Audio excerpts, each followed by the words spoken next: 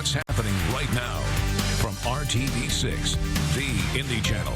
Now at 6, breaking news. The terrorist who executed Indianapolis native Abdul Rahman Kasig presumed dead in a targeted U.S. airstrike, where intelligence officials finally tracked down Jihadi John. Today, new details are expected to emerge in the disturbing investigation of a pastor's pregnant wife's killer. Remembering iconic Indianapolis broadcaster and community leader Amos Brown, where you can pay your respects to him and his family today. Only on RTV6 this morning, President Obama speaking his mind about the status of the 2016 presidential election, what he has to say about the candidates vying for his spot in the White House. Now, breaking news from RTV6. That breaking news, Jihadi John, the ISIS terrorist believed to have been involved in the execution of Indy native Abdul Rahman Kasig, reportedly killed in a U.S. airstrike. The Pentagon still working right now to confirm that he was killed. Yeah, U.S. sources are telling ABC News the extremist, whose real name is Mohammed Emwazi, was thought to be hit in Syria as he was leaving a car from a group's declared capital. An unnamed official says it was, quote, a clean hit with no collateral damage. The wannabe ISIS leader is seen in execution videos of Kasig as well as other hostages. Americans Stephen Sotloff and James Foley, plus 2 British citizens and 2 Japanese hostages as well. We're still waiting to hear if Abdul Rahman Kasig's family will be making a comment about this. Good Morning America picks up the latest on this story coming up at 7, right after Good Morning Indiana. Well, now breaking news from the city's east side. We've been following for about an hour now. Yeah, Metro Police at the scene of a shooting, and we're told the victim is now in critical condition. RTV6's Julie Persley is live at the scene with the latest for us this morning. You can see investigators are on the scene behind me here. This is the 1800 block of Massachusetts Avenue on the east side of Indianapolis. Their cars are parked right there at Massachusetts Avenue and Hamilton Avenue. I talked to one of the investigators here on the scene. They've been here about a half an hour at least. What he told me is that they've had a report that the man was shot here in this area, but he was located at a different place. They wouldn't tell me exactly where that was, but they believe the shooting happened right here in this stretch. It looks like they're mainly focusing on the area right around Hamilton Avenue. We could tell you that that man apparently was taken to the hospital with some type of possible abdominal wound, and he is now in surgery. We last heard that he is in critical condition. As we get more information on this case, we will pass it along to you. Now, if you normally drive in this area, they will allow you to go past here in the 1800 block of Massachusetts Avenue, but just keep an eye out. It's very dark at this intersection. Watch for the investigators. Reporting live from the city's east side, Julie Persley, RTV6. More breaking news now. This from the campus of Indiana University. Police working to track down 2 college-aged men they say attacked a woman with a knife overnight. The university posted an alert just before 2:30 this morning saying the attack happened in Dunn Woods near the Sample Gates. Now there it is on your screen right now. If you're not sure where this is, take a look at your screen. It's part of the campus. It's highlighted in the red on this map. Officers ask if you live in this area to close and lock all of your doors and windows.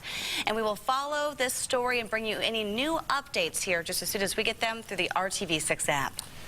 It's another windy morning for us across the area. Not quite as windy as yesterday, but still we have wind gusts that are over the 20-mile-per-hour mark. Muncie near 30 miles per hour, 26-mile-per-hour wind gusts at the top of the hour in Peru. And temperatures much cooler than yesterday at this point. So we're in the 30s and 40s. You factor in the wind, and it feels like it's currently in the 20s as you work your way up to Peru as well as Lafayette. So certainly have your jacket handy this morning as you walk out the door. And let's talk about your school day forecast. Sending the kids to the bus stop, jacket definitely needed. Temperatures are cool and winds are pretty breezy this morning. 38 to start, only warming to 49. Why? Only 11 degrees all day long. We have sunshine. You think we should warm more, but not so much because of that breezy, gusty wind. Gusting at around 30 to 35 miles per hour. No wind advisories for us today, but you will still deal with a gusty wind.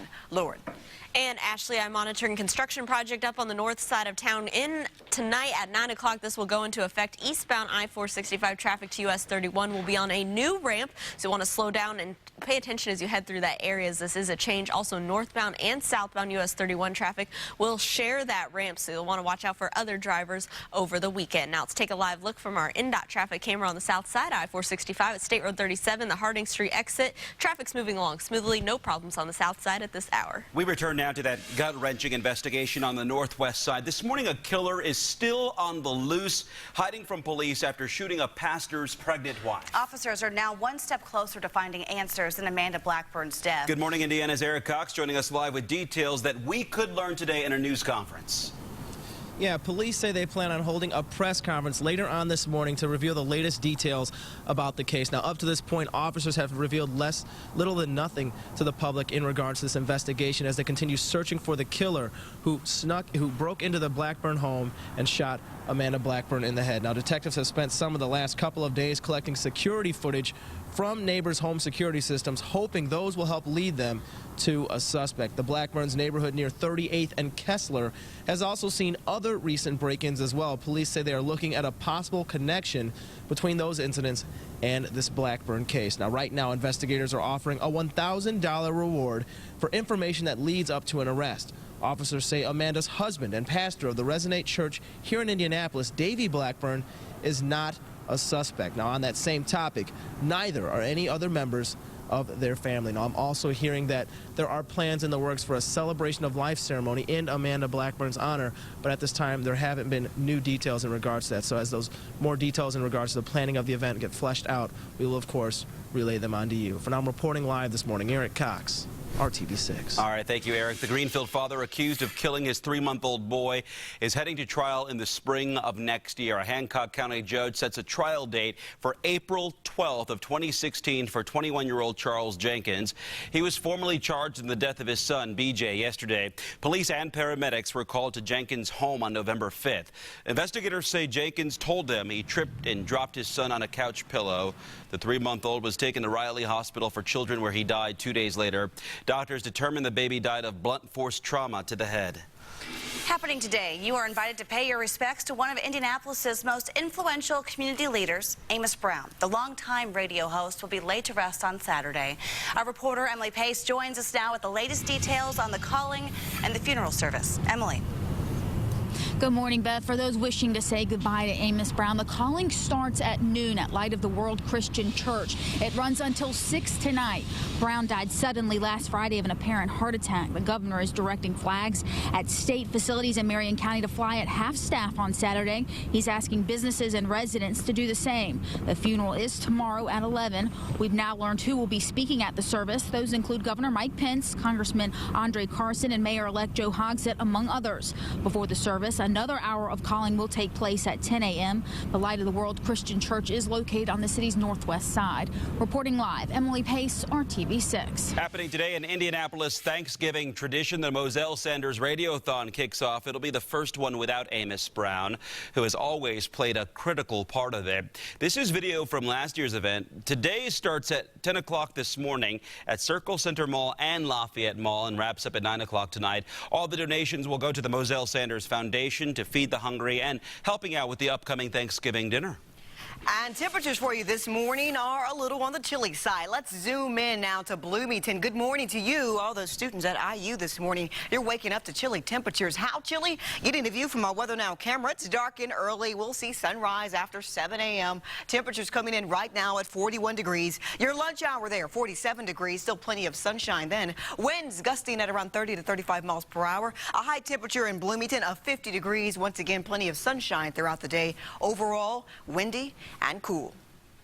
Yet another Secret Service agent put in jail at 618. The charges this officer is facing and what his status is with the agency this morning. Better check the pantry. Campbell Soup issuing a recall of SpaghettiOs this morning. What to look for on the can and why this recall is being issued coming up in 10 minutes. And Beth, a live look right now at your drive on the west side of town. Traffic is picking up but moving along smoothly along I-465 at the Sam Jones Expressway. No issues here to slow you down, but stay with us. We'll be right back after the break with your news, weather, and traffic updates. You're watching Good Morning Indiana right here on RTV6.